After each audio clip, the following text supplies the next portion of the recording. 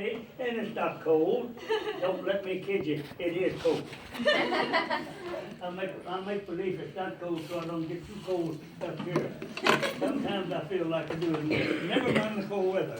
I want to speak to you just a little bit this morning about World War II. That's about the only thing that we have time for today, and I don't want to take it up talking about something else. But thank you very much for coming. I appreciate the opportunity to speak to anybody that wants to talk about the war and of what I know that I was actually in. I can't talk about something I don't know, so what I did do in World War II, I joined the Marine Corps in August of 1941. That's a long time ago. I'm 94 years old. And, getting along just fine. And I had time. Thank you, honey. And I've got, I'm down here, up here visiting my granddaughter, my great-granddaughter, and a few other relatives that live here. We lived in Maryland for a long time, but that's beside the point. On World War II, when that was declared, as most of you know what World War II started with, don't you? What started World War II? Anybody tell me? Was it the Pearl Harbor bombing? Pearl Harbor bombing. Yes, I couldn't hear you, son. I'm sorry. I'm hard of hearing. During the war, I lost all of my hearing just about, and I had to wear hearing aids. Now, if I took these out, I couldn't understand a thing you said. But that's the way it worked. But at any rate, in Pearl Harbor, when the Japanese pulled that attack on us there, that put us into the place where President Roosevelt, which maybe you never heard of him, declared war on Japan. That's what we have to do if we're going to send our troops over anywhere to fight against another nation. They can't just go over to fight. It's got to be declared war by the President, Congress, the representatives, the House. All of them have got to agree to that. So when they hit us in Pearl Harbor like they did, of course, everybody was ready to respond for the war. But our generation, they claim, they call us the Great Generation because nobody else was there to do this. We had to be there to fight for the war, fight the war to keep our country free. Remember the old story everybody tells you, freedom is not free. And that's a fact.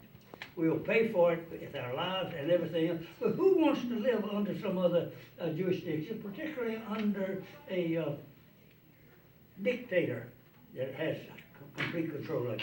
So we fight, anybody that wants to fight our nation, we fight them to keep our nation free. Give you the opportunity that you got right here, right now. So many of the places in the world, countries in the world, don't have that privilege that we have right here. It's wonderful to get our education and have free choice to do what we wish to do and to learn and to be what we want to be. And all of you can do that very same thing if you follow your education and get all you can get. Now, in World War II, when I joined, I had to go train. I trained for about, I guess, maybe 8 months, something like that.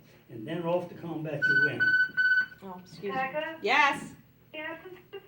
And that's Sorry about that. they send you into combat, and of course what we call combat is when we actually engage the enemy. And when you engage the enemy, you've got a fight on your hands.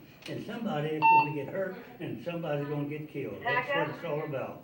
They teach you in the Marine Corps, and I spent 4 years with the Marine Corps, and they teach you there, and the saying is, kill or be killed. And that's what you had to do. Now, I don't like to kill people, but I didn't have no choice then.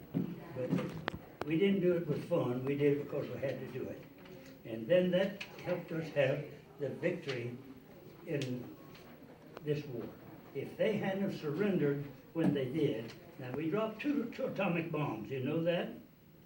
They dropped one on Nagasaki and they dropped one on Hiroshima. Those bombs are some kind of big bomb. Now we have a picture that your teacher will show you later of that size of that bomb. And they didn't have a plane anywhere big enough to put that bomb up in it. They had to put it at the bottom and dig a hole and place that down on an old flatbed truck. Had to bring it in there. And then the plane come up over top of it and they bolted that up underneath the plane on the bottom of it. That's the only way we could carry that to these towns to drop it. And a lot of people don't, I want to put this to you too, because a lot of people don't, think, they don't know why we didn't drop one on Tokyo. Did anybody here think why we didn't drop one on Tokyo? That was the main city. Why didn't we drop one on Tokyo? What do you think it was, man? Maybe because we just wanted to surrender, make them surrender and not collapse their economy completely.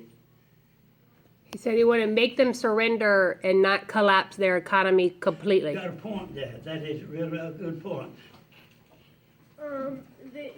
They're not aiming to cause even more war. They're just aiming them to surrender.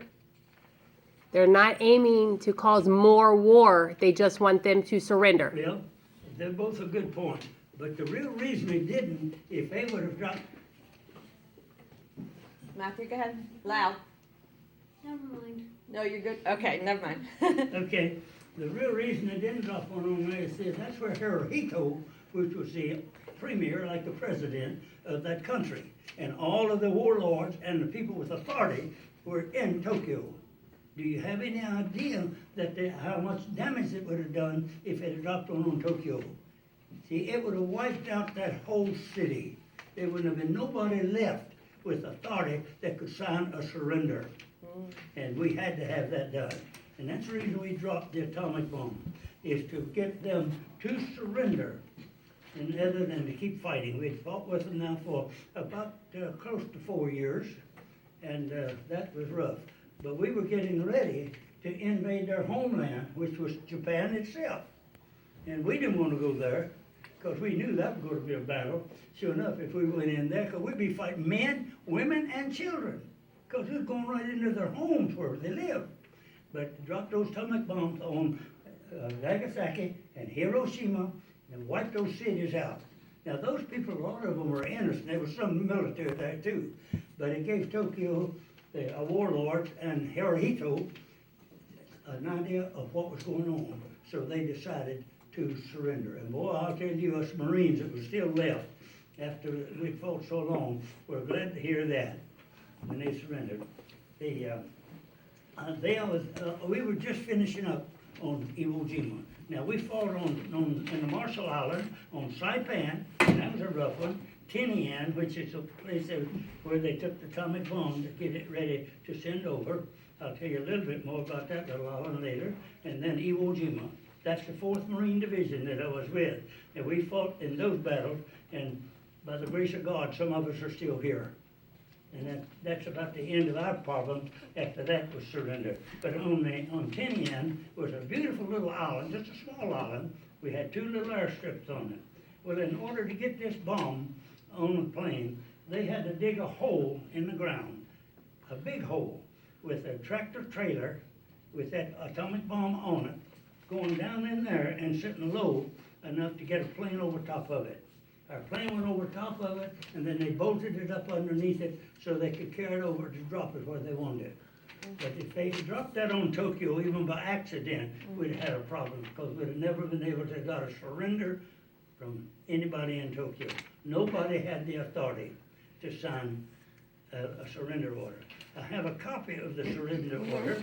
It's awful hard to read, but I do have a copy of it there, of them, who signed it for us and who signed it for Japan, and then on the back of it, that's the same as the 2 sides there, and tells you exactly what the surrender meant, what they required of Japan for surrender.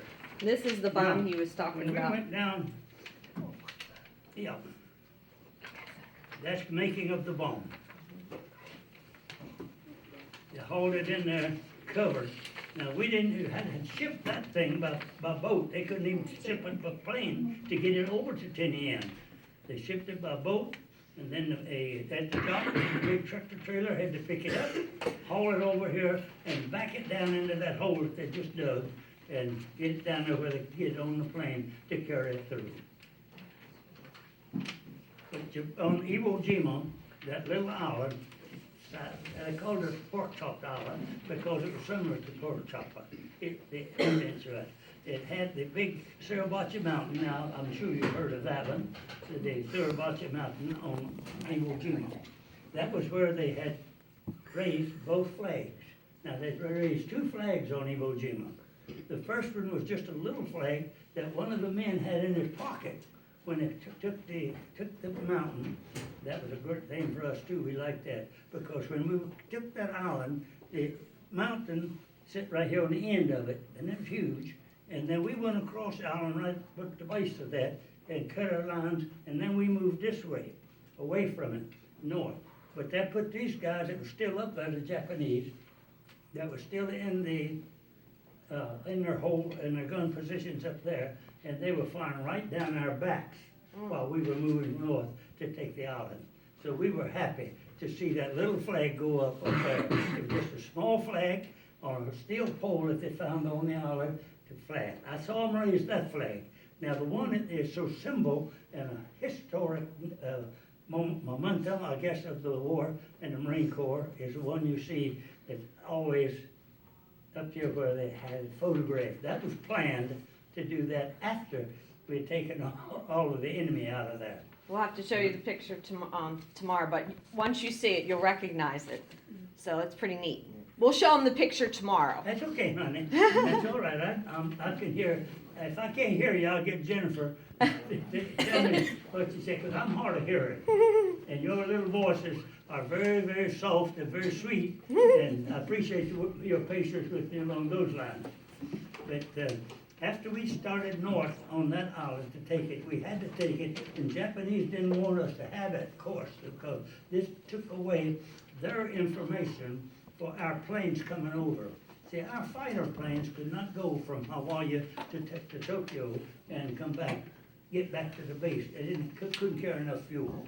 So they had to get a base somewhere closer. Well, Iwo Jima, I believe, was some, get this right, 700 miles from Tokyo.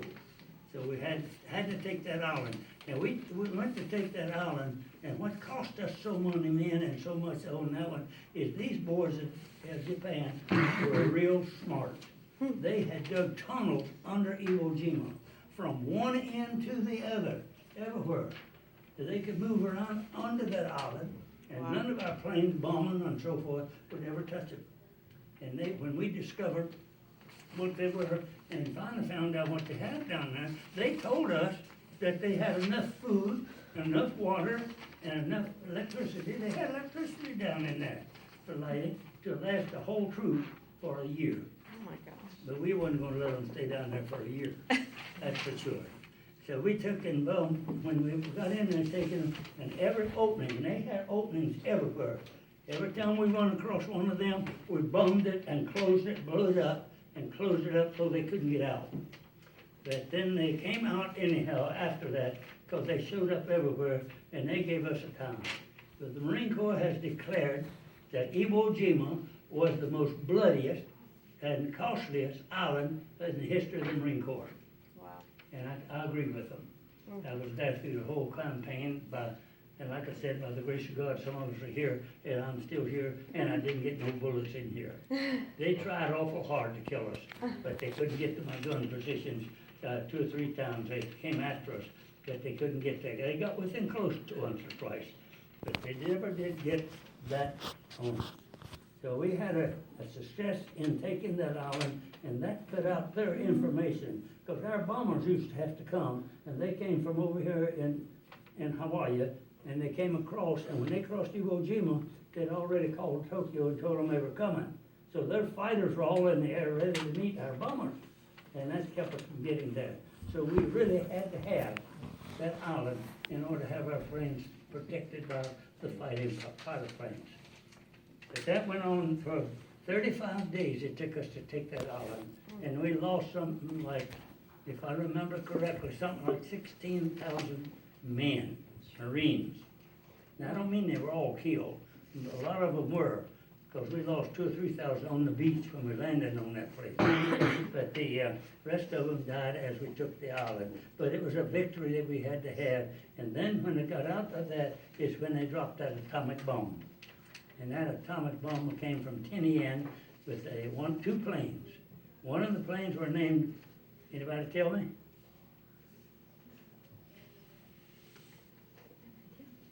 Enola Gay. Nola Gay, he's right. Nola Gay? Yeah. Nola Gay, you're right, son. It was Nola Gay, the first one. Anybody know what the second name was? Not you. Anybody know what the second plane name was? What they call it? Nope. Boxcar. That was his name. Another plane, same as the one that went, but it wasn't the same plane. And then, of course, they had the boxcar dropped theirs on the last place. I can't remember now which was first. Nagasaki was the first, or Hiroshima. Hiroshima. I can't remember. Anyhow, they both got the bomb, and that was what was needed to wipe them out and to get them out of the way so Papa. they would surrender. Make sure they knew. How old were you when you stormed the beach? I joined the Marine Corps when I was 19. And when I came out, I actually was only about 23, but I think I was 40. Felt like you were 40. They had taken me, I thought, I'd give them credit for taking about 10 years of my life out of 5 or 4. Speak up. So, how much damage did the bombs do to Hiroshima and Nagasaki? How much damage did the bombs do? Well, we got a picture somewhere in that group. There's the mushroom. Oh, Here's This is even better, yeah. oh, There's the my. devastation that's left in that city. That's so impressive. That are nuclear bombs go up, out, and the ground's just Could you imagine being the guy driving the plane? Can you imagine so much living there? stress, don't blow it up. Didn't one of the planes like get hit by the atomic bomb? Didn't one of the planes like the force of the bomb hit one of the planes? No, not from the atomic bomb. When they knew that when they had to be up so high, when they dropped that thing, otherwise they'd be caught in the draft of that big bomb. So they didn't really know how much energy they had and it was going to release on the earth. They were afraid, our own people was a little bit afraid of how much energy they were going to release on the earth. Because if you released too much of that kind of power on the earth, it could have wiped out everything. But they didn't have that. Now, they had 2 other bombs that's never been mentioned. They were in the process, but they were afraid to even try them out or trample them because of their power. They were afraid that they'd release too much energy in our own country as well as the enemies. So they never did finish them. They had them, but they couldn't use them, so they never tried them. But I guess they would have if they had to. But that's the way that went. And when we had victory over Iwo Jima, we had the war won. And after that is when they dropped the big bomb, and then Hirohito said, "We've had enough, we hold it." And Tojo, who was their warlord, he paid with his life, because he was tried and convicted of murder and everything else imaginable, and he was shot, firing squad. And he should have been, in my opinion. So we were glad when that happened, so we could get out of there and go home and get back to our families in peace and quietness. Papa, tell them about when you were almost, when the enemy was right there and you had to shoot up. Oh, well, I didn't want to get into that too close, but I'll try not to get too graphic. But we had this happened on Saipan, incidentally. We'd taken up the island at the very end of it and had them pinned down. Well, when you get them pinned down in the last little bit of the island, they come at you with everything they got. And they hit us that night. They wiped out our front lines and put my gun crew on the front lines. And we were not supposed to be on the front line because our weapons were not fired point blank, straight out. They had to fire up in the air and over the troops because we were a support artillery. And I was #1 gunner in the squad. And then I had 2 other guns, and they were firing illumination so we could see what was going on. And they overrun our front line, killed most of our guys, and were coming after us because we were the only one firing a weapon that would destroy them. The little 60mm mortar, and the range on that, you weren't supposed to fire a shell within 50 yards of your own people for explosion. because it would kill you too. And it would have killed us if we'd been standing up. We'd have got killed by our own shrapnel from the gun I was firing. But we were not standing up. We were down here as far as we could get in a hole. But they came after us, and they got within, well, almost, I consider that wall over there, about 20 feet of my gun. And he was trying to throw a hand grenade into our gun, because if they'd have got a hand grenade there, we'd have been wiped out. But they never got that in there, because we took that gun, and I pray a lot, and I prayed that night. And it came to pass that I give God the credit, because I cranked that gun up until it was almost shooting straight up, which was illegal. And those shells were landing right out there where the Jap was. And it laid them down, it killed, I don't know how many it killed altogether. We had 35 dead Japanese right in front of our guns. We had to fight them off to keep them from knocking us out, or we'd have lost that island. But at any rate, they came along, and I did, like I said, I prayed. I prayed and asked God to help me, because I was desperate. And I'll tell you, when you look death right in the face like that, you think a lot. And your mind changes, and your life changes, and everything else, and mine did. But we had, at least we looked at that. I cranked that up there to the fire straight up. I gave it orders from a number 2 gunner to fire. He put the shells in it. And as fast as you want to come out, he'll put another in it. He may have 5 or 10 in the air at one time. They just rained down on our enemy out there and stopped them right in their tracks.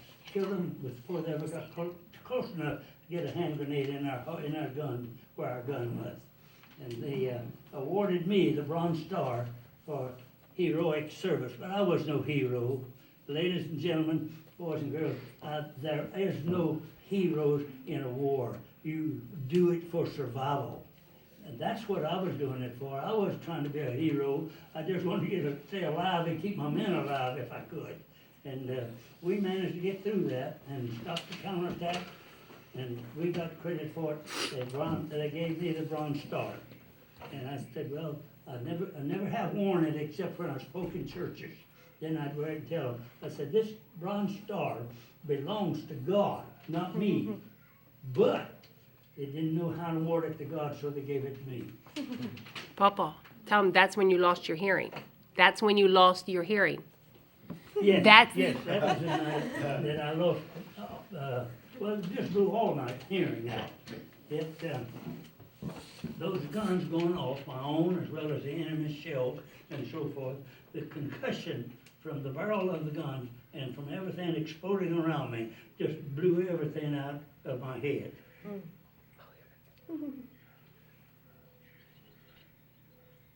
I'm in my own world right now. It is as quiet as a mouse.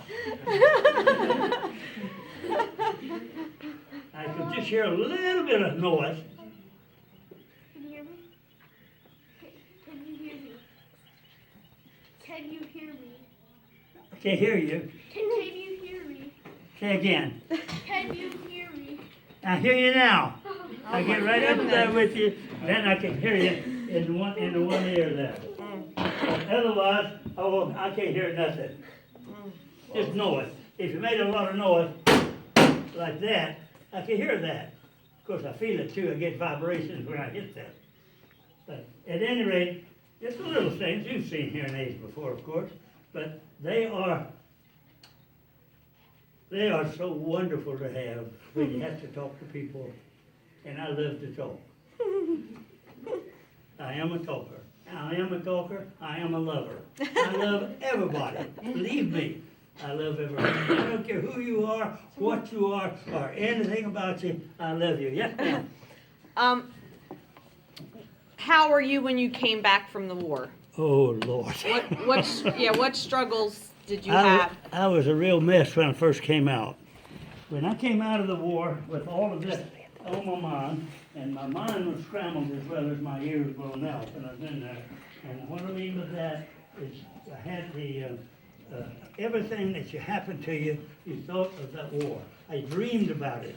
I fought the war in my dreams. I fought the war in my sleep. I fought the war over and over and over, all the time. I couldn't get nothing else in my head for that. Of course, I was in the hospital, and they doctored me for that, and I still have problems with that today. It's got a name, PDSA. Yeah. PTSD, post-traumatic stress Yeah. disorder. I can't never pronounce it just right, those letters, because I didn't want to remember what they were, because I didn't want to have to go that route. But I did, and, but I got over that so I could control it, and everything worked out so forth. But I was a mess when I came out. I had a wife and a little girl, a little daughter, that I had never seen. Hadn't seen my daughter at all. She was Wow. nearly 2 years old before I got to see her. But at any rate, I had to conquer that to be able to stay with them, because I was such a mess. It was scary for them in all that I was doing. But finally, with help of the Lord again, I was able to get that out and calm myself down and live a happy, wonderful life. I was married, of course, and I married while I was in the service. Now, I won't go into that, because that's a whole nother story. And we had a terrible time trying to get married, because it was illegal for us to get married. Had to be 21 years old before you get a license. You got 2 minutes. You have 2 minutes. Okay, I'll brush through this quickly then. I had to be 21 years old, and my wife was only 16, and I was only 19. So naturally, you know what we had to do. We had to lie about our age. Well, I didn't mind lying, because I never knew the difference between right and wrong. I'd never been to church or anything like that, but my wife was a Christian girl, and she couldn't hardly tell a story. But when we went to get her license, she handed the license up there, and then turned to me and said, she knows me. She's got a daughter, same age as I. We played around together. And so she walked up there, she asked Jewel, that was my wife's name, says, Jewel, says, are you 21? Jewel says, no, ma'am.